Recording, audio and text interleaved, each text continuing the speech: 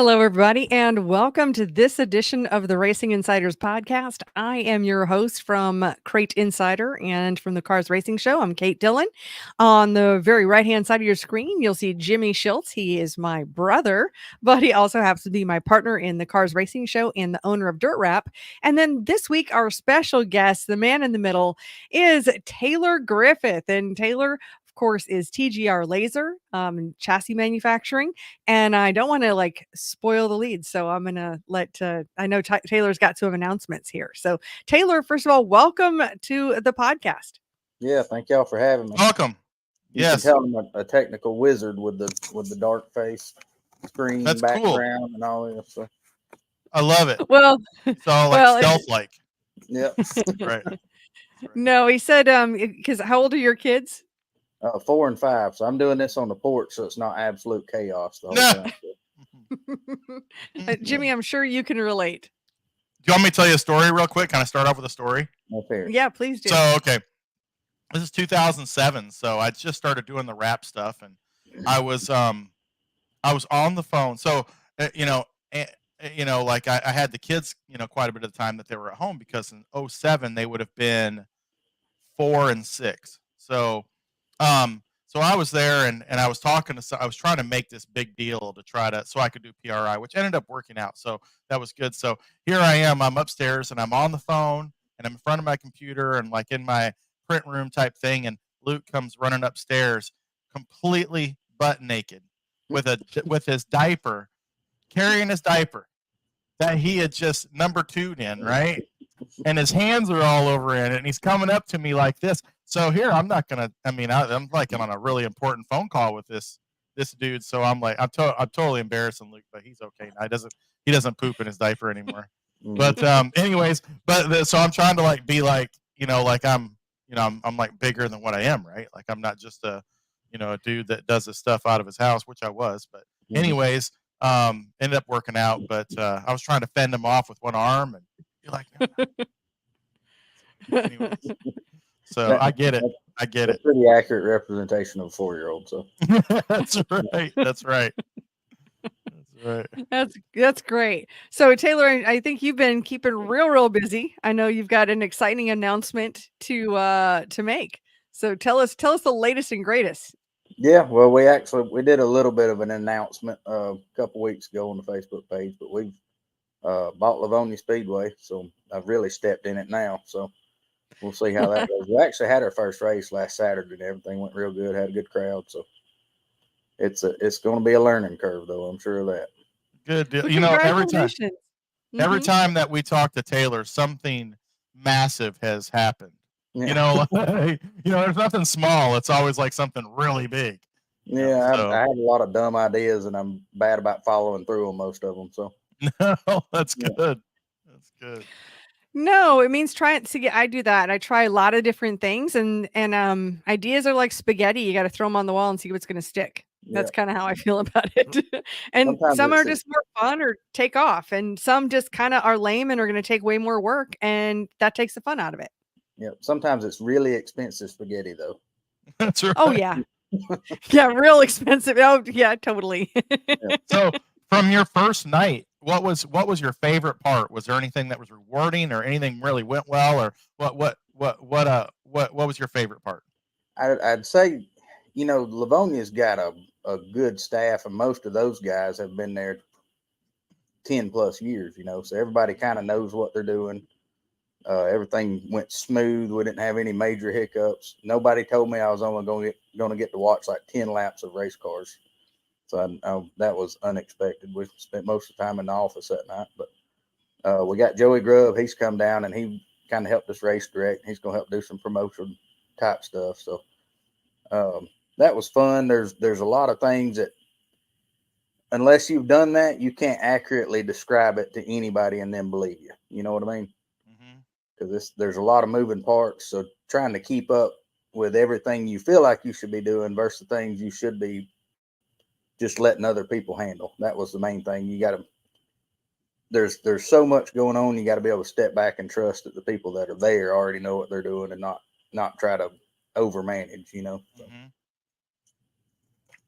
I can only imagine. I've never ran a racetrack, so But doesn't give me the right to criticize anybody else that ever did one because And Scott Childers and his brother Terry, who were the previous owners, they came down and helped us, and it would have been impossible without them that first night. So, well, that's great. A good transition. Nobody cussed you out or anything, or like no, I was kind of disappointed, to be honest with you. You're all bowed up for it, ready for it to happen. Yeah, the first night one. That's right. They say if it, and I know it's true because you never see it. Racetracks don't get many compliments, but if you don't get scolded, that means you're done halfway good. So that's right. Yeah. That's good.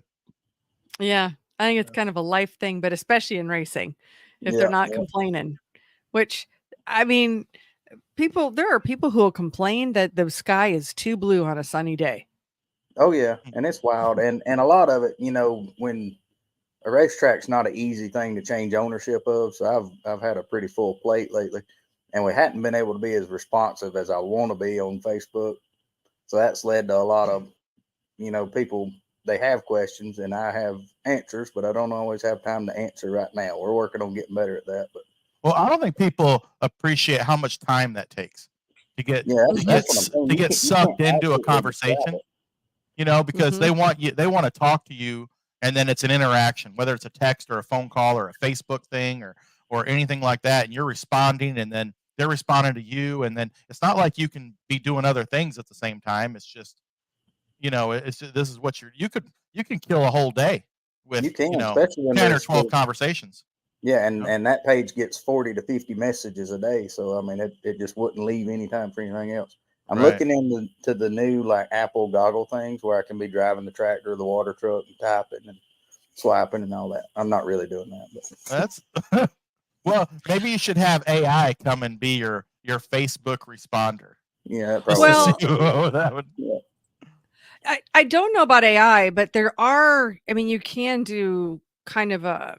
Like there's one called ManyChat, or Facebook has a chat feature.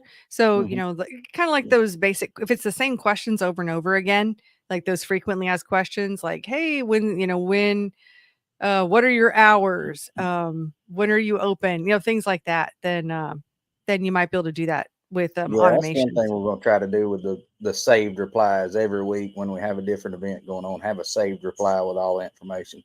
Because I know it's hard. We post so much on the page. Sometimes it'd take 10 minutes to scroll down and find the answer you're looking for. But if we can get it all in a saved reply that's updated every week, that'll probably be the best way going forward. So, but then you still have to reply to the ones to where, and this is, I'm not knocking anybody, but I know how this works. But you send out your information when it says, hey, the race is the gates are going to open at 4:00 and it's going to be these classes, blah, blah, blah. Immediately you'll get an email. When you repost that, immediately you'll get a response. Multiples. What time do the gates open? Yeah. You really just want to say, can you just read what I just wrote? Because now I got to respond to this. But now you're a promoter and you're making money off of these people and stuff. So you have to be really nice. Well, thank you for your reply. You're reaching out. Gates open at 4:00. We're glad to see you. I've been on the other side of that too. Like I say, stuff gets buried on a Facebook page sometimes, and you just need an answer now. So right. For me, That's right. So, what was the most challenging part? The logistics of getting all of the money accounted for and then getting the pay envelope stuffed in a timely manner. That's a project, and that's something I had no concept of whatsoever. And that took up 90% of our time at the track. Like I say, I probably only watched 10 or 15 laps of racing because you're constantly having to deal with things coming in, getting packed right, and going back out for pay. Mm-hmm. Whether that's for racers or employees or the ambulance, there's just a lot of things that have to happen in the office for everything else to run like it's supposed to run. Keeping change to concession stands, and there's just the logistics of everything is a lot to handle, and that's what we would have had the most trouble with without Scott there, because he's got a knack for that stuff. He's been doing it so long, so it was handy having him there. Right, I can totally see that. Yeah, I didn't ever think about that. I mean, I don't know if you're writing checks or doing cash, but if you're writing checks, I mean, that's just a whole lot of checks to Oh write? no, it's cash. We'd get crucified if we Okay. get somebody a check at the end of the night. So, I mean, some places you get a check, so yeah, hey, or some series or whatever. But yeah, Mhm. yeah, but you still have to account for it because you have to, do what you got to do with you do. And I ordered an entire box of wristbands, and of course they showed up a day late. So we were having to run off of leftover wristbands from last year. So we wound up using 50-50 tickets for grandstand tickets at one point in the night. So, which is a good problem to have if you got that many people. But That's right. Yeah. Making up as you go along. Was it just a like your regular weekly show, or was it a special? yeah, it's a deal they've been doing the last few years called the Spring Natty. So it's a I wouldn't say a regular weekly show, but it's not any kind of wild format. We had a bunch of series there. Had the MMSA, that Monster Thunder Bomber, had the Seahaw front wheel drive guys, and they were the race of the night. They were wild, and it was actually clean racing for the most part. But they were 4 and 5 wide 90% of the time, so they were fun to watch. Oh, Had a good good. Southeastern Limited race. So Wow. Well, of course, we're live on Facebook and on YouTube on the Crate Insider channel, and also live on the Cars Racing Show Facebook page. And So so, Scott say anyway, hi yet? with all of that, if you happen to, he has. So, if in fact, if you're watching us live, feel free to drop in a comment. But yes, so Scott, Hey, there's Scott Scott. right there. Says Happy Right. Monday. Happy Monday from California. We still have extra politicians if you need some. That's right. Send him to Georgia. Go send him down there to Taylor. No, we don't need them. Taylor said he'll build a one-way road from California to Georgia. Yeah, Georgia's slap full of the movie industry right now, so we're shipping them in fast as we can. That's right. Wow, what kind of movies are you guys shooting down there now? Oh, there's a lot filmed down here. The whole Walking Dead series was filmed down here in Sonoma. I do. Tyler Perry's got a studio there in Atlanta, so that's a big industry around here right now. A lot of the racing crowd, they're actually working in the movie industry. So Wow, okay. I know Hunger Games. I think Hunger Games was done. yeah, I think part of it there. was Mm-hmm. yeah. That's been a big push for the last 10 years, I guess, getting some of the movie industry down here. So Makes sense. All right, we've got a few more. So Mary Lou is here saying congratulations. So congratulations to you, Taylor. Chad Homan for the win. Yep. And Terry says he's watching from Princeton, West Virginia. And Vivian is here. She's Ann Stanley is watching, she says. And Jeff is here. He says, met Taylor at the car show. Seems like a stand-up guy. Hope Lavonia has success. That's a good place. That's cool. We like it. Yeah, That's you had a a good heck race. of a booth you have a heck of a booth at the show too. You had a That monster was an booth. undertaking. That was a lot of square footage there. So That was cool. You had it filled up, and We then did. that whole iRacing setup was super cool. I realized I couldn't drive a race car. That was awesome. That's Chip Moody with Speed U, and he's got a neat little program. It's kind of like online homeschool for racers, and it's a neat deal with Seth Christensen. He's in their program, and he drives a rental car a good bit. So they got a good thing going on there. Cool deal. Yeah, we definitely want to work with him again in the future. So Yeah, you have a go ahead. I'm sure he'll be back. He was already talking about getting a big booth for next year. So good. Maybe we should put some money up or something. Watch the real pros come in. So yeah. Oh, here we got a good question for you here, Taylor. So Mary Lou says, "Hi, Taylor. Should know this, but I don't," which I actually don't know either. How did you get hooked up with Laser chassis originally back in the day? Well, we actually met Jim at PRI, and when I went to the show, I knew going into the show we were looking for something a little different chassis wise, and I wanted it to be somebody we could be a dealer for as well. And Jim's stuff, I know both of y'all have seen it. It's like super nice. The fabrication is second to none, and just seeing the car, and they had it cut away some of the body off. It's beautiful. And that's really what hooked me. And then I was still kind of back and forth between him and another outfit. And we went up to his open house that following January after PRI. And that sealed the deal. I took money with me to the open house. I wasn't sure I was giving it to him yet, but we've had a lot of success with their cars. Royce drove for us for the first 2 years, and we won a pile of races with those things. And we've had a lot of guys do really good in the rental car too. So Jim's got a really nice shop and retail store. He's Jim's really, such a good guy. He's a great guy. yeah. He's a great businessman. Builds a great product. And what and there's a lot of things I love about Jim. I love talking to Jim every time I see And his him. But family. Mhm. and Yeah. he's a dirt racer. You know, he's kind of one of the guys that we talk about that we really like that are in it for the right reasons, and he could do things differently and charge more money if he wanted to, but he does things that are sensible for the health of racing, Yeah. and I think that's what's really cool. Like if we had a lot of Jim Bernheisels, in this world, we would have a healthier program. Yeah, You for know. sure. Their product and service is worth as much or more than anything else Mhm. out there, and it comes at a discounted rate. Really, like you say, he prices stuff reasonably, Mhm. not Mhm. trying to kill everybody. He understands we need them racing for 15 years or 20 years, not 5 years and broke and done. So Mhm. Definitely. Yeah. Yeah. Definitely. And everybody's got a different marketing model, but I've always really liked his marketing model and how he knows what he builds a certain amount of cars every year, and he knows he's going to do those, and but doesn't overextend himself. yeah, Services his people really well. Realizes that he can't do any more than that than what he yeah. has. So You um, can call up there any day of the week, and he's likely to answer the phone. If he doesn't answer, you can get him, unless that's he's right. on vacation Mhm. in Georgia. He's been coming to Georgia a lot lately. Has he? Yeah, I've been trying to get him moved down here. It'd be a Oh, lot that's shorter drive to cool. pick cars up. So That's but Mhm. they're still building all the cars up there and bringing them down to you, right? that's correct. Any new chassis we're bringing down, we go up and typically somewhere between um, chassis with a body and a full roller is what we bring down. Some people have a lot of their rear ends and hubs and brakes, stuff like that. So we'll outfit them with some of their parts sometimes. Uh, so yeah, we drive up and get them and try to bring a few of the M series metric cars home, but we normally wind up stopping on side of 85 and dropping all those off before we get back to the shop. So Oh wow.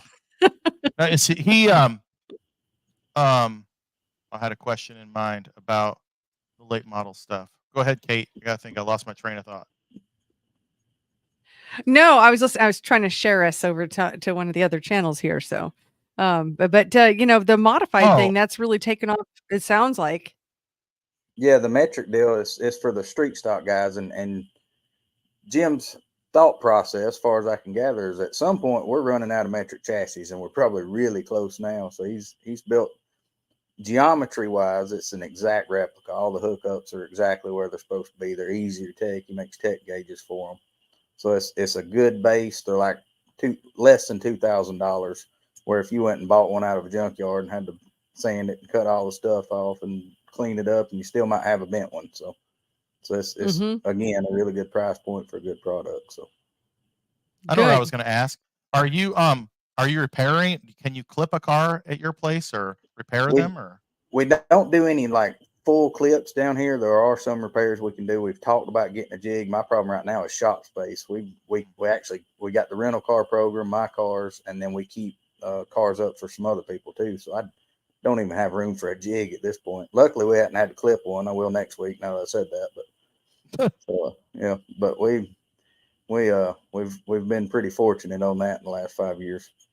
So how do you have the time to do all this stuff? I, I don't know. It's super impressive. I don't You have your we hand in a lot of different cookie jars, and it's like Yeah, you I've get it got done. Ricky Harvey down here. He's won bukus of races. Been racing since he was on horseback, but he stays in the shop pretty much full time every week, and he knows exactly what he's doing. You don't have to run around behind him and check him. He pretty much handles all the maintenance of the cars, all the repairs. So he without him, that there wouldn't be a keeping up cars rental type scenario. It'd be me in there every night working on race cars. So he's done a really good job for us. Good deal. That's good. It's important to have people who you can really rely on for the right kind of help, for sure. It is, That's yeah. hard to find. It is. It's tough. I know both of you, but Mhm. if you Oh, don't yeah. have good people, you wind up having to stay on top of everything with your finger on everything. And the I, I think y'all know I was in the sign business, rap business for a few years, and it wound up. I couldn't find somebody that I could just turn that thing over to and let them go. I had to be there. If I left, all productivity stopped, no matter what. Like if I wasn't there, nothing happened. So I focused since I sold that on starting things or adapting things to where they could run without me there. I want to be the least important person in the company, basically. Mm-hmm. So, and that's helped me. That's what I'm working on right now too. Mm-hmm. Yeah, it's not an easy thing, but and like I say, it takes the right people to make it happen. So, Yeah, I don't know about that. Creating I've always been the systems. least. I've always been the least important person in everything that I do, but I always seem like I have to work really hard. yeah, I don't know. yeah, Anyways, it's way No, more not at important than all, me. Jimmy. Look, yeah. no, you're way more important than I am. I'm not that important. Like, just imagine if I Not didn't me. show up here and I'd be up No. there eating my sandwich right now, you'd be having a great podcast. But Yeah. if it was just me and Taylor right now, we wouldn't even be on here. No. I wouldn't even know how to even turn all this stuff on. Yeah, I'm Where's glad she Kate? knows how to work it. That's right. Oh, it's just because I'm a nerd. That's all. I'm just a nerd. But I see American Racer Modifieds is here. They said hello, y'all. So thanks so much for joining us. Anybody who has questions, go ahead and drop them into the comments. But Taylor, when's your next race at Lavonia? We got a practice this weekend. We've got it. It was originally scheduled for Saturday. We've moved it to Friday because Saturday was looking like a wash, and then we race again on March 23rd. So, Are you going to try to race every week, or what? Like in the summer, or are you doing like specials? It'll kind of be a little more often than every other weekend. We're going to try to. Yeah. We're pretty close to Tacoma Speedway down here, and we're going to try to kind of alternate weekends with them. We've got a bunch of race cars in our area, but by the time we've got Winder right here with us too, and they've got their own crowd that are going to go there no matter what. But Tacoma and Lavonia share a lot of cars, so we're going to try to stay off top of each other and still have somewhere for people to race every weekend. So, are you going to do any other events besides racing at the track? we're going to do a Halloween themed monster truck show on Halloween weekend. Talking to a few people about some different concerts. We're gonna next year there'll be a lot more of that, but I got the reins to this thing pretty late this year, so we're focused on staying operational right now, and then we'll get creative next year. So Right. Well, I remember you talking to, I think in the fall or, just getting into winter. And I think you were yeah, one of the conversations you and I had, you were on your way to Livonia to like sign some of the papers. So yeah, it's pretty crazy. I mean, and this was months ago. People don't realize, I wouldn't have known how long these things take. It yeah. just It takes so does. much longer. There's a chunk of land down there, and then there's all the equipment that's got to be inspected. There's a lot of due diligence on the racetrack, and then after all that's done, there's a lot of paperwork with the state, insurance, ambulance services, concessions with the health department. We were pretty busy the month of February, so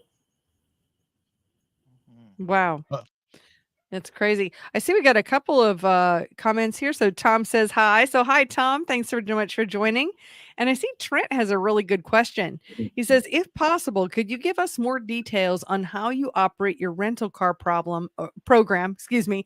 probably. How you operate your rental car program from a profitability and legality side of the thing. Thanks. So Trent, just to let you know, Taylor, Trent is in Nebraska. So he's Okay. totally different market. And, I don't know if it's something he's looking at potentially doing himself or comparing notes. I don't know, but gives you a little bit more of a frame around that. Yeah, and we've talked to a few people around the country about how we're conducting the program. In the asphalt world, this is old news. Like if you go run an asphalt late model, I'd say 40 to 50% of the cars you're racing against are rented rides.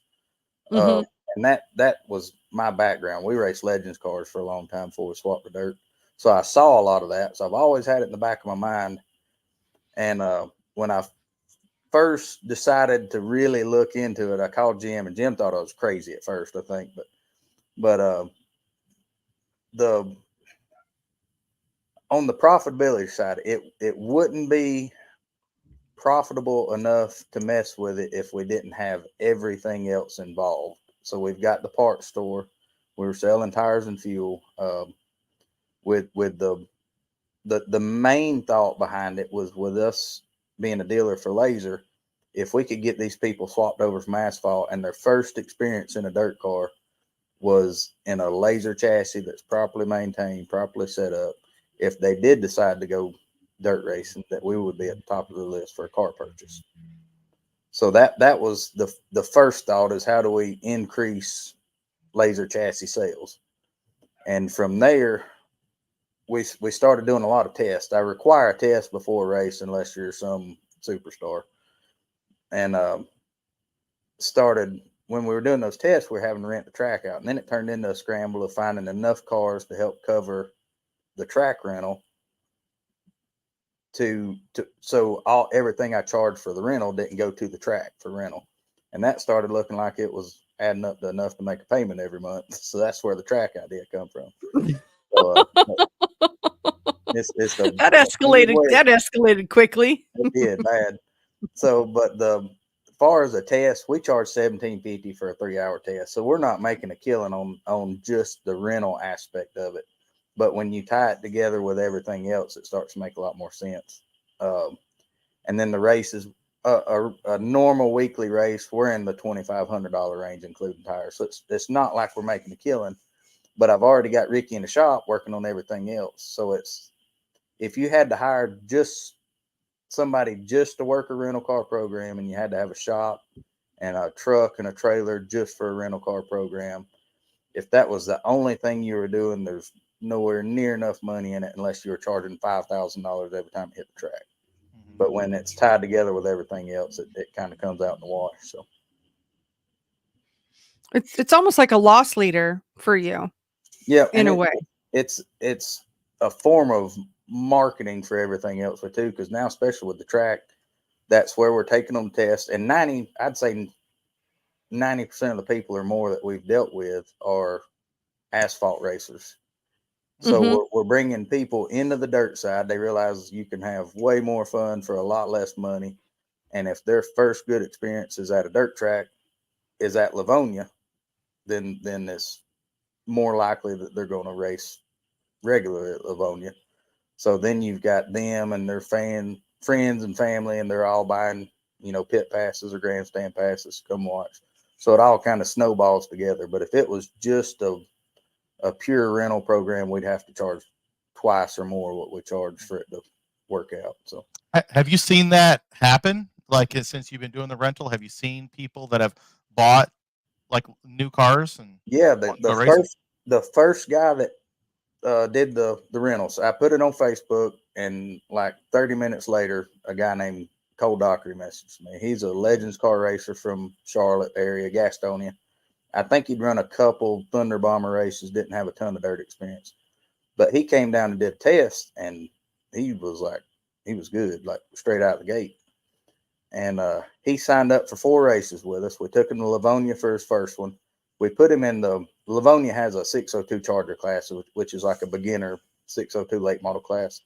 And he won it by like a straightaway first time out. And he was running 16.9s, and I think the guy that won the regular 602 was running 17.1s. Oh, so wow. He sold his Legends car the next week. He was hooked after that. And we built him it was actually a 21 model car, so it wasn't a brand new chassis, but it had never been raced. We found it up in Pennsylvania for him, brought it down, put it together. And we keep his car up in the shop, and he runs at Lavonia with us now. So cool. That's deal. Really cool. Yeah. Well, I love that you're bringing more racers into the sport, because that's something that's really lacking. And I think a lot of times we talk about it, about bringing more people, more racers in, but I really can't say that we've talked to anybody on the podcast that's really done, like taken steps to do that. So that's really cool that you're doing that, Taylor. Especially all the steps and aspects of it. Yeah. You're almost like monopolizing it. That's awesome. That's cool. Yep. I always thought it'd be really neat, like at a racetrack. Like if a racetrack, have you ever seen like these office spaces to where you can Like you can go in and rent like an office space, but then you just have an office, but then they have a lot of common things, like Like WeWork. printers and Well, it was the WeWork model. okay, there Yeah, you go, yeah. something like that. I always thought it'd be super cool if you had like a garage area at a racetrack, but then you had one main area that had like some of the common tools, like a brake and a shear and stuff like that, and then people could rent space from you and keep their car at the racetrack. Now you don't have to have a truck and trailer. You just like drive from the garage area, onto the track, and you go back, and you just like, you know what I mean? I figured that would be like super cool. I'm grinning because I'm working on that. So I knew it. See, I knew you would be the guy that wouldn't think I was dumb for bringing that up. Like No. I love Taylor. Taylor, there's no Taylor, you're one of us because me and Kate come up with these off the wall crazy ideas, and she's one of the few in my life that I can talk to about it, and she does like that's not gonna, you know what I mean? So that's great. No, That's you know awesome. who else has that, Jimmy? Is Cash Wilson. He's got a shop just like that in Hattiesburg, Mississippi. Oh, And okay. it's I right didn't know. across the street from the racetrack. And so yeah, you can rent out space there for your race car. But yeah, he's got a lot, like all the spring smashers, tire smashers, probably a brake, like all the nicest new equipment. And but yeah, really a cool deal I mean, there.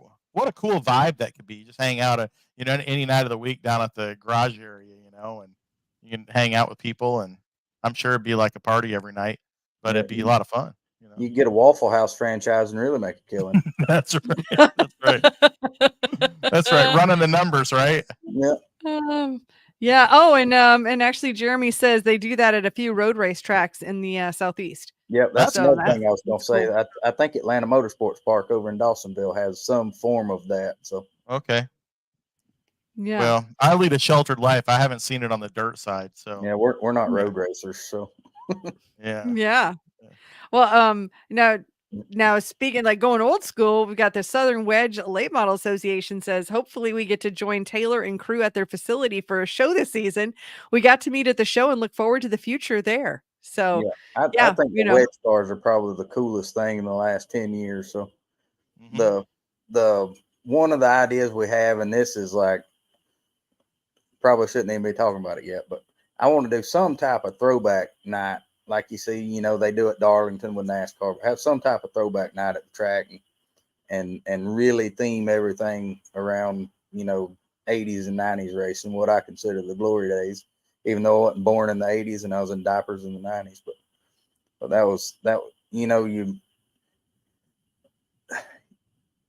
it was a different feel at the track back then, Oh, for sure. Yeah. Yeah. So I mean, that's it's one like thing we're looking at. We'd like to get the wedge cars down there for that. I think that'd be neat.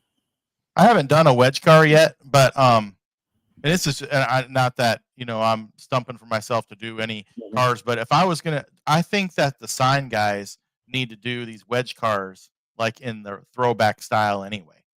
Yeah, that should be a law. They just kind of fit that. Like that should be a requirement. Like make them look hand painted.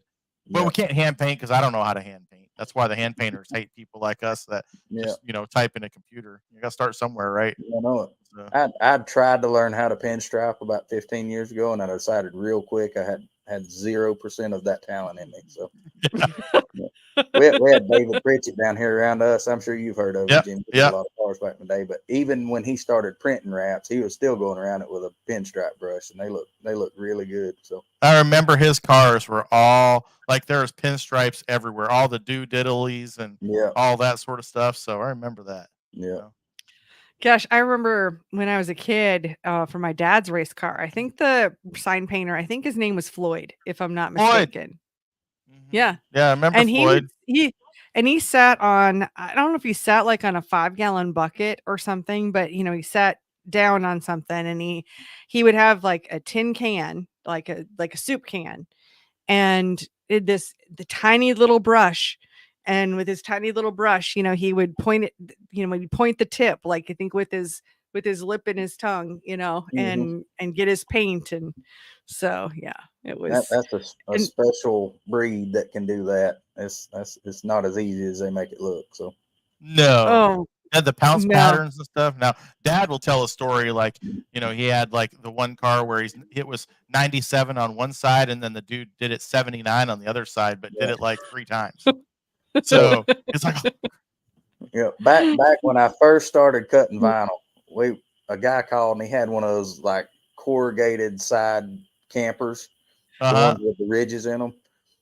And like I say, we were cutting then. I was like 3 weeks fresh into the sign business, and he called wanting this 30-foot 90s model camper done. We about got ate by pit bulls and yellow jackets when we was doing it. We're like throwing all this. It was light blue and dark blue, and there were stripes everywhere. And we got done with one side and went around on the other side, and that's where the yellow jackets were. So we kind of rushed through that side. We got done. I was like, man, it actually turned out okay. So I started snapping pictures for the Facebook page. And I got to comparing pictures from the left side to the right side, and I had put it on in reverse on the left side. So, and I don't think he ever noticed, but never noticed. Yeah. And you didn't offer to pay it off. So. I love it. Oh, actually, and they're saying from Southern Wedge, they said we have a bonus for throwback designs. Yeah, that's awesome. That's cool. Yeah, it should. That'll be something for open trailers too. So I think he does have that. Yeah. I think I saw that with the open trailer thing. It's like $100 for the highest finishing. Okay, I'm not throwing his money out there, but I think it was $100 for the highest finisher that has an open trailer. I think. I don't make it rain, Jimmy. So yeah, I don't know. Yeah, so I'm spending Jason's money right now. There we go. No, but I think I did see that. No, he does say we do have $100 open trailer. Okay. Yes, there you go. That's exciting. Everybody can see him going down the road. That's cool. Yeah, that's good stuff. Follow him to the racetrack. That was part of the racing deal in the 90s was you got to see all the cars go by or sitting at the diner after, and we don't get that anymore. It's and I'm guilty of it too. It's hard to race on an open trailer anymore. You have to take so much stuff to the track, and spring smashers and springs, and you don't want your stuff getting rained on. But I think open trailers would ultimately be good for the sport in the long term. So I think so. Well, and when I grew up going in the 80s, it was the really good guys like Moyer, like I remember them, like Rodney Combs and those guys, early 80s, like they were the ones that had a cube van and an open trailer. And it was like painted up like the same. That was really cool. Yeah. Then Dad did the deal where, because nobody really had enclosed trailers, but then Dad did the school bus thing where he bought the school bus, cut off the whole back of the school bus, and then built the box on it, and then had the ramps up in the back, but the front was still the school bus. That was really cool. So we still had the doors and all that, but he had the enclosed deal. Well, and Jason says we got one with the open school bus hauler coming. There you go. Yeah, that's cool.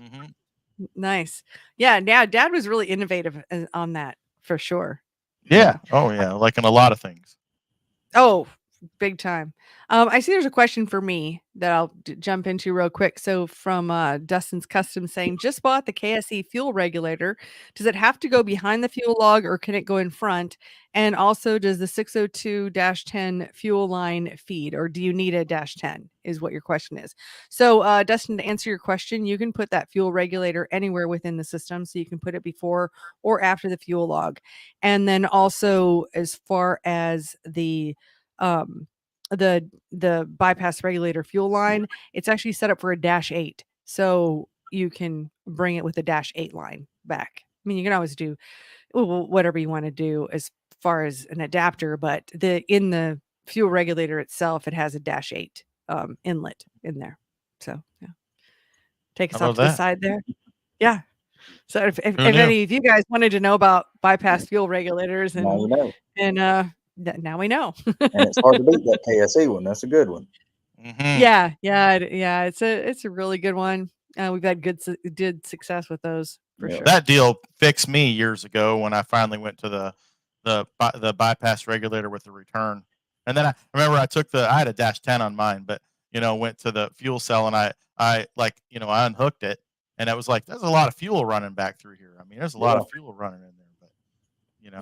That fixed a lot of the stumbling issues and all that. So I think everybody's on. Yeah. Oh, well, I mean, you'd be surprised how many people are running deadhead regulators, Really? Yeah. Well, the return, Yeah. I would just, the return deal is money, and it's cheap. Yeah, it's definitely some cheap power, especially with the crate engine for sure. Right. Let's see, and I see Jeremy's got a comment here. He says, "I have the '81 model Mike Duval Cube van now. I haul my late model with. It's so cool traveling with it to races." That's awesome. Yeah.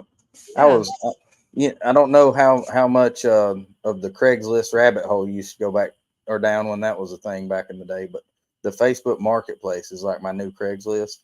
Uh-huh. So I'll get on there for hours at night, and I actually run across an old Wood Brothers open ramp truck hauler, and that I wanted it so bad, but I've already made enough dumb financial decisions for this month, so I'll make that.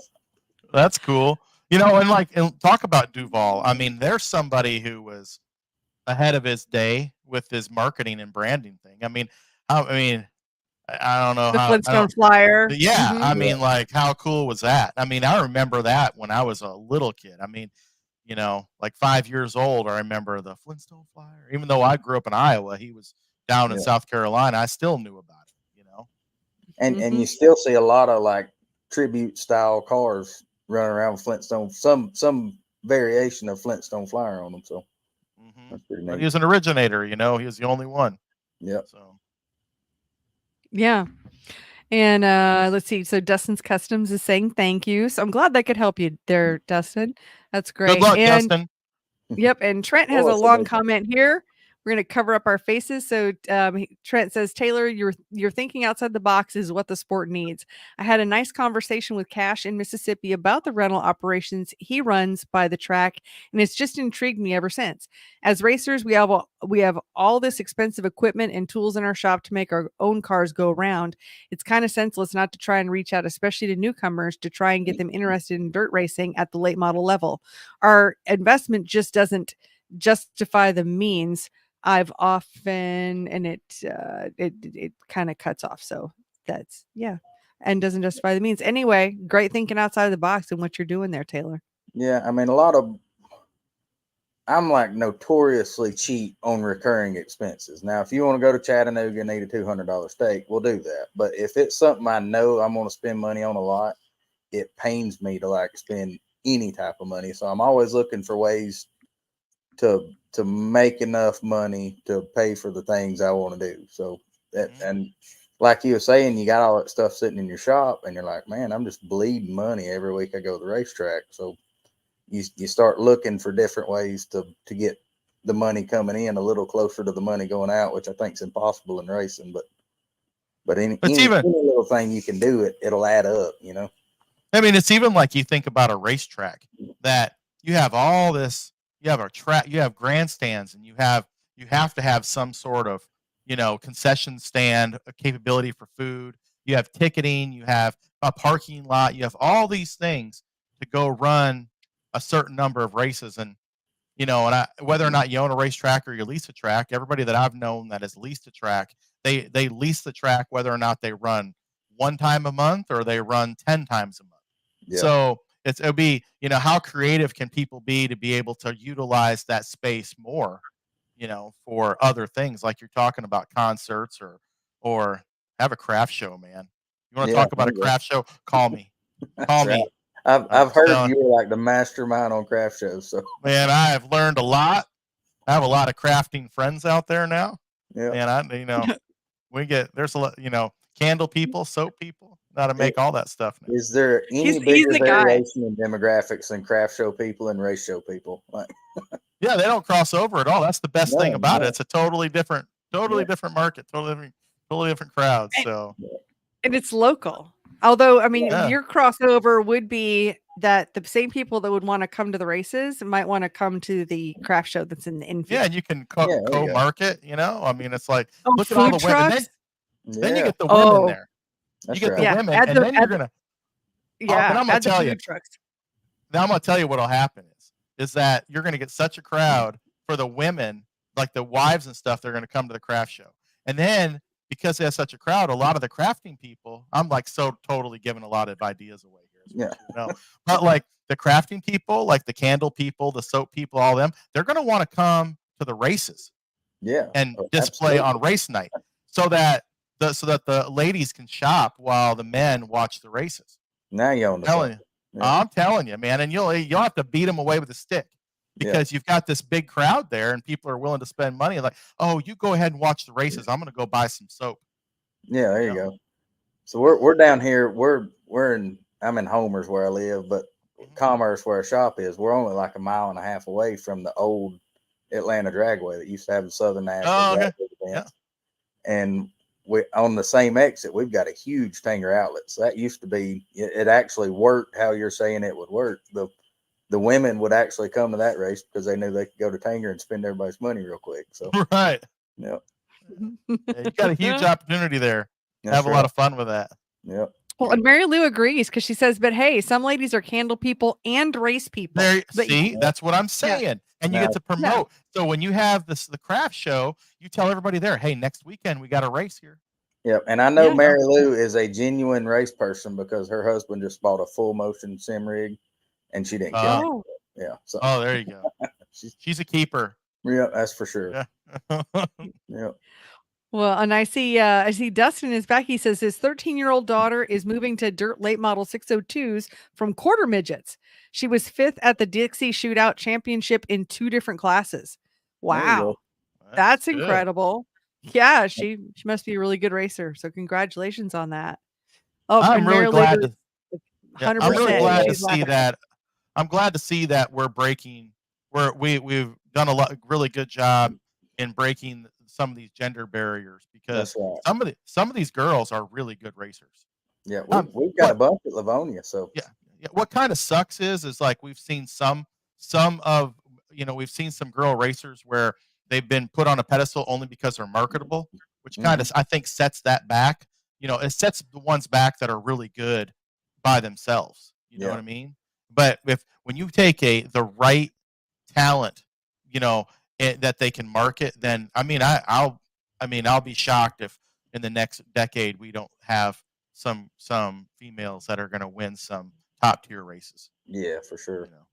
Well, we already have them in drag racing and it's very accepted and normal. And I think it's really cool. Like all the Force girls, John Force's daughters that have all raced and they've all been, fantastic in there. And, I think what really happened was I was really excited when I saw that Danica Patrick, was going to be part of NASCAR and it was going to be great. And it was great until she started doing bikini posters because then it just took away from all of it. I mean, sure, she's hot and good bod, the whole deal, but that then that just stripped away. It stripped away the professionalism. It stripped away the validity. It stripped away every bit of that in that moment. I'm not saying that, certainly not trying to start something about, like, oh, women, can't dress a certain way or whatever, but just as far as really bringing respect for, at that moment in time, there's just different things for different moments in time, but it really took away from what could have been awesome. It's really okay sad. To just be a race car driver. Yeah. And I think, and it also goes to show that you can't fool the market. You can't fool the fans. Everybody knows I'm a big Iowa fan, right? So, so now we have that girl, Caitlin Clark. I'm sure everybody has seen her. If anybody is in sports at all, knows who Caitlin Clark is. She just broke the all-time basketball record, for points, and she broke, the women's and men's and all that sort of stuff. But she's totally the face of women's sports right now, and honestly, kind of the sports world. Like it's totally flip-flopped. Like in Iowa, these women's basketball games, are have traditionally been poorly attended. And obviously the men have attendance up here and the women are down here. The last 2 years it's totally flip-flopped. And she has sold out every arena that she has gone to on the road. And we're talking like the average ticket for like at Northwestern, the cheapest ticket was over $3,000 to watch her play basketball. You know the reason why? Because she's good. She's that good. If you watch her play, you're like, dude, she is like not just a generational talent. She's like a lifetime. We've never seen anything like her before. And the fans have picked up on that and be like, you know what? I don't care if it's men's basketball, women's basketball. It's just basketball. And she's that good. And we're going to follow her and we're going to watch. And so, I really do think that we're going to have a female racer that's going to come along that's going to be like that, and Mhm. going to, and and then and you don't have to worry about breaking a barrier down. It's just she's going to do it all on her own. Yep. Kyle Larson Yeah, with a wheel. Yeah, and there Mary you Lou go. agrees with me, and she agrees with me on that. Yeah, that it just took away for sure Yep. with Danica. And Timmy says Taylor will do a great job and look forward to running there this year along with my son. So Yeah, great. Awesome. we Good like luck. Kenny. Been knowing him since we was running at Hartwell back in the day. He's a good time to be around. And I think his boy was doing pretty good in his little front wheel drive car. So, and I think I remember him talking about them doing some 602 stuff with him. So that'll be good to see. Well, It's another cool. podcast where Hartwell comes up. Yeah. Yeah. Oh, you Well, probably didn't listen to me talking to Benchy Cole about Hartwell. 'Cause No, I I've been, yeah, didn't I've been get to to get on, Hartwell but twice in my life, my first and my last time. When I got out, it was like, oh my gosh, it smells so bad. yeah, You know, they're it's really like, close to the chicken houses. So. oh man, I don't know if we went at the right time of the year or what the deal was. It was like, and it was like the whole track was prepped with the chicken water, or whatever, and then it was all on the bottom of the racetrack, and then you're trying to follow the guy in front of you, and then he's splashing the chicken water up in your face, and then now it's like running across your shield and all that stuff. I was like, I'm just gonna pull off. I can't take it anymore. It was a fun place, though. Man, it was fun. Well, a question I have for you, Taylor. Well, because of course we're all here. We do the cars racing show together. So what have been some of the benefits? You've been an exhibitor at the cars racing show, I think, for all 4 of the years that Yeah. we've, since the reboot. And I think if you didn't find an advantage, you wouldn't keep doing it. But what has been some of the reasons that it's been the most helpful for you? Yeah, we definitely wouldn't be expanding our footprint if we didn't see an advantage. So, Right.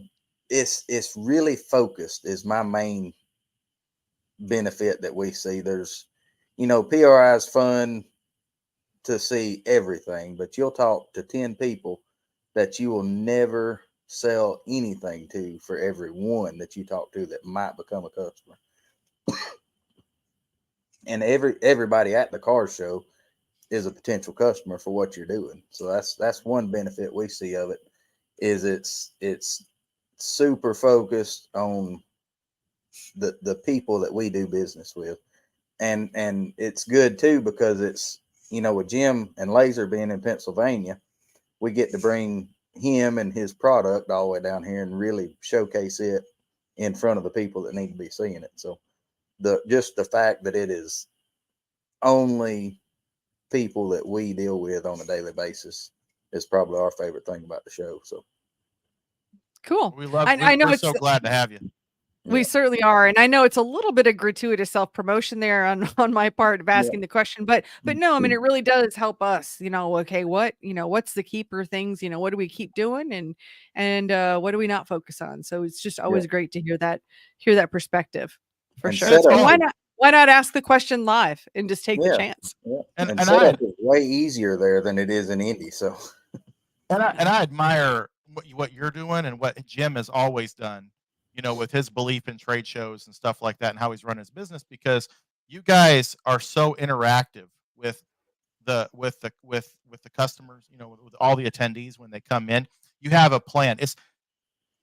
We see this with all the shows, that you can have almost 2 identical products presented in 2 different ways, and somebody be over the top successful and somebody else maybe not so be, and then they want to, the people that aren't successful maybe want to look at blaming other things besides the fact that, maybe it's their presentation, maybe it's their engagement with their customer, it's their just their overall branding, marketing. But you're so creative in how you do things. I mean, obviously you think out of the box, and that's what's really cool to see people, especially now in the racing world. And you're younger than me, but the older that I get, that it's that what we keep losing out of the box thinkers in this sport.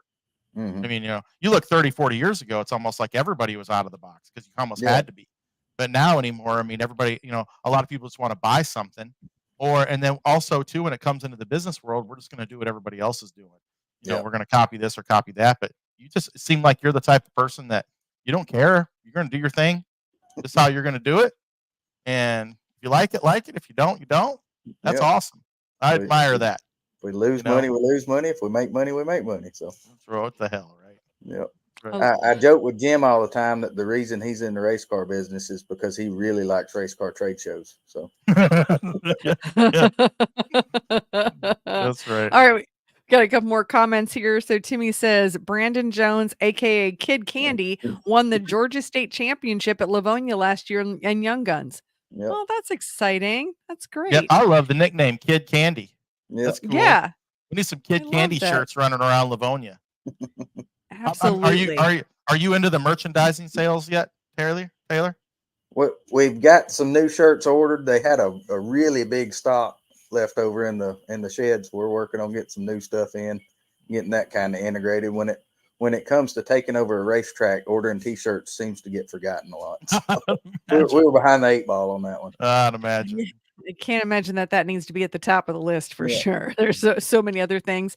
All right, I'm afraid to ask this question because I actually don't know what it's about. But Vivian says, Taylor, what is your opinion and thoughts about what happened at Cherokee yesterday with the super late models? I have so I'm going to no say idea what I happened. don't know what happened. Is there some Cherokee Speedway drama that I'm missing? I guess so. We're all out. Man, I'm going to look it up real quick. Let's see what we can find. Oh Lord, don't make me give an opinion on this. What in the world? No, do I live under a rock or what? The only thing I know about super late models at Cherokee is that Casey Roberts was back in the race car, and that makes me happy. So was he really? Yeah, that's cool. Yeah. Is he running his own stuff or is he somebody else's? I think he's tied up with Gus Simpson, which is down here in Northeast Georgia with us. So, well, I'm just flipping on Facebook and see if it's the first post. Well, super late models. Well, I don't know. Looks like Little Ivy won, right? Yeah, I think so. But I don't. I hadn't heard of any controversy. So. Yeah, I don't see anything. Like I said, I was a little afraid of. Okay. Let's see. The supers weren't lined up, and Jeremy's saying the supers weren't lined up in time, so they cut the heat races and went straight to start where you qualified. Okay. Well, sounds like they should have been in line on time. Seems like that's one way to learn. Yeah. Yeah. Yeah. I think that's we're why really bad about it. I think it's anybody in a late model is kind of a little bit of a diva at the racetrack, including all of us. We think, like we're the show, even if it's 6:02, and they wind up having to holler at you 8 times to get the staging. So you don't seem to have that problem as much in stock 8 and modified street and 4-cylinder. They're all ready to go. So it's a you snooze or lose situation. I think. Yeah. And I don't know why it was, but like that stuff I would have like nightmares about that stuff.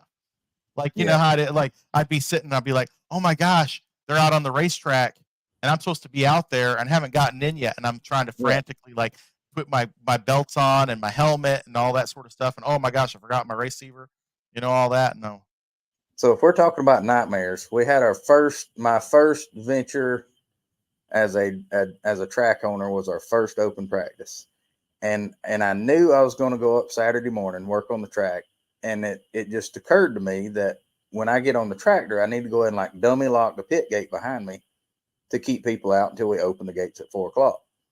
So my nightmare Friday night was that I had gone down there and got on the tractor and forgot to dummy lock that. And when I looked up and realized what was going on, the pits were full of people that hadn't paid me a dime. So I woke up in sweats, wondering how I was going to get money out of these people. So, but luckily we remembered to dummy lock the gate. So, wow.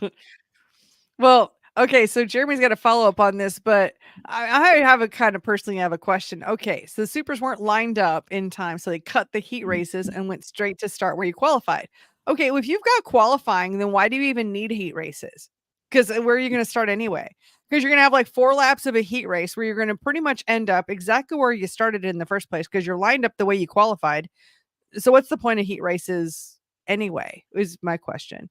But Jeremy did have a follow-up. He says he agrees with all of it. He said Dwayne made the call and everyone was mad about it. That was a Southern All-Stars call and I support it for sure. And to kind of back that up, one thing that I really didn't have a concept of from the operation side is how much it costs per hour to carry on a show at the track. Like every hour you string out, it starts adding up quick between ambulance and employees and light bills. Like we've got 2 LED lights and the rest of them are old style. So even the power bill just starts cranking up. And that's one thing we want to focus on is getting the time of the show cut down. But because I mean, Amen. I don't Amen. know I don't know what a lot of people know about ambulance services, but we paid $2,400 for an ambulance the other night. I mean, it's so much per hour. So you gotta, and I've been there getting mad at the person on the receiver, the announcer hollering for us to get up there when there's 15 laps left in the feature before us. But if you don't keep that show moving, that's eventually going to cost the track a lot more money. And if the track is spending more, they've got to take in more or not pay out as much to account for that to stay in business. So it's, when you're getting hollered at to get the staging, it's not just because they want you there. It's because it costs a lot of money for that show to drag out another hour. Also, too, you know how it is when you're racing, and I say that, and I'm not calling anybody out like personally, like the super late model guys, but I'd imagine that most of them are probably thinking there that like this show is about them, and that, but in reality, if you step back and you look at it from 30,000 feet and you say, with them not getting lined up and dragging the show, is this good for the race fans? Because without the race fans, none of this is going to happen. And I mean, because there's race fans in the stands, obviously, and I think there's some series that have been like, screw it, we don't really need fans in the stands. We just we're going to stream everything. But you still have to have race fans that are going to pick up your streaming thing. Absolutely. So it's like without race fans, none of this happens. And so it's almost like when you're talking about, I was going to make a joke earlier about a race director. I was like, you should probably pick a driver every week and say, you're the honorary race director this week. So that way you get to have one night in my shoes, what it's like to run a racetrack. Yeah, and get a new appreciation. I see people feel pretty strongly about this, and I see. So I'm going to put up some comments. So Scott says the fans' time is valuable. Got to keep the show rolling. I know we're right at about an hour here, so we don't want to take too much more of your time here, Taylor. But we do it. But we did it right though. I'm saying, like with us, we started at 7:00. Yeah. And we're going to end at like 8-ish, right? Yeah. But we have people that are waiting at 7:00 to watch this. What if we didn't show up till 9:15? Yeah. Yeah. And they sat there and watch. And then let's say that they had to like lock themselves in at their computer and they sit there and watch static for 2 hours. That's what it's like to go to a racetrack that they rain it out with the water truck, or they're not prepared or whatever. And all of a sudden it's 9:00 and they're going to send cars out there to hot lap, and then they don't get over till 2 or 3 o'clock in the morning. Yeah. And I don't think, and it's not about the racers at that point. The fans, you've already killed the fans. It's no different than a restaurant where you go and get bad food once. You're not going to go back. Yeah. So just here to go through those comments. So Vivian says, yeah, but they punished everybody instead of putting the person in the rear that instead of putting the car in the rear that didn't line up. So I can understand that, but sometimes you just have to make a point, I think. I mean, I think that's probably what Jeremy says. Yeah, Jeremy says if you have a bad qualifying effort, it will give you a chance to get a good starting spot in the mains if you have a good run. It also gives the crowd a lot more racing time. That's all I could see. I think, I don't know, as a fan, I think there's so many. I mean, I think it probably comes down to qualifying. Fans want to see more racing, but I think that probably, and I wasn't there, but like if I was a race director and like I'm looking down and there's 10 cars in this heat race and 6 of them are lined up and 4 of them aren't, if I make the call or let's say it's 4 lined up and 6 of them aren't there, if I'm going to make the call and say, we're going to scratch heat races, I'm not going to penalize the 4 guys that were lined up. I'm going to move them up the slots, and everybody that wasn't lined up is going to go, down to the back, Yeah. So, well, and Darren says, great show tonight. You guys are awesome. Well, thank you so much. Thank you. I like his profile picture with his, what's that? Was that a 78, 77, really 78 cool GMC truck all jacked up? That's awesome. Darren Farrell over on YouTube. Hey, Taylor, you're down there. Have you ever been to any of those mud bogging things? We used to have one not too far south of us, but I've always raced every weekend of my life, so I never had time to go to any of those. But Hey, you ever we did watch our him own on mud TV? wagon. You ever watch him on TV with them swamp buggies? Oh yeah, we used to wrap a couple for a guy named John Gordon. He brought. Okay. You remember the old Chevrolet SSRs, the big swoopy fenders? Yeah, yeah. Well, you know how monster truck bodies exaggerate every single body line. So we got a monster truck SSR, and he brought it to us on the 4 foot tall tires. We had ladders like draped across the tires. Oh, wow. That's crazy. Yep. Well, before we wrap things up, let people know, Taylor, where can they find you or connect with, any of your businesses, your your dealership, your track, whatever. How can people find you? Yeah, all our rental car type stuff, testing, racing, that's all on Facebook at TGR Lazer Racing and Development or TGR Lazer.com. And then our part stuff, we run that through Griffco. It's on Facebook. And then the Lavonia Speedway, we're working on getting the website swapped over so we can keep it updated a little better. So right now, the most current place to get information is going to be the Facebook page at Lavonia Speedway. And then, you got all Jim stuff, all the laser stuff up north too. So. Well, great. And then for thank you so much. So anybody wants to find Taylor, we'll try to put all of his links into like our blog post about the show or the show notes. And then speaking of the show, I think Jimmy and we're kind of just still deciding which direction we're taking this podcast. So we may not be here live next week, and we'll look at some different options. We just haven't exactly decided. So we might call this a season, and maybe we've got seasons of the podcast. We're not really sure, but we will be back with other broadcasts, but we may not be live on Monday nights. So just a kind of a heads up on that. Jimmy, do you have any last words you'd like to say to anybody? No, I want to give Taylor the stamp of approval so that he can know that he's one of us, and that he's a genuine, authentic guy, and that we would highly recommend anybody to that if you're looking to get into the racing world or whatever, that this guy's the real deal to be able to get you going in the right direction.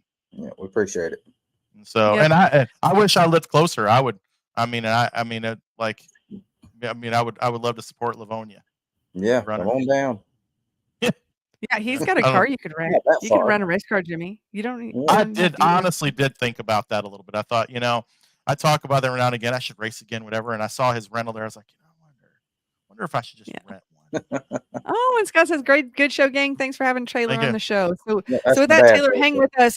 Hang with us for just a second here, but we're going to wrap things up, and I want to thank everybody for watching. Be sure to like and subscribe over on Facebook, YouTube, all the places where we're streaming over at Spotify and Apple iTunes, Google Play, anywhere you listen to podcasts. So thanks for being here, and we'll look forward to seeing you again in another show.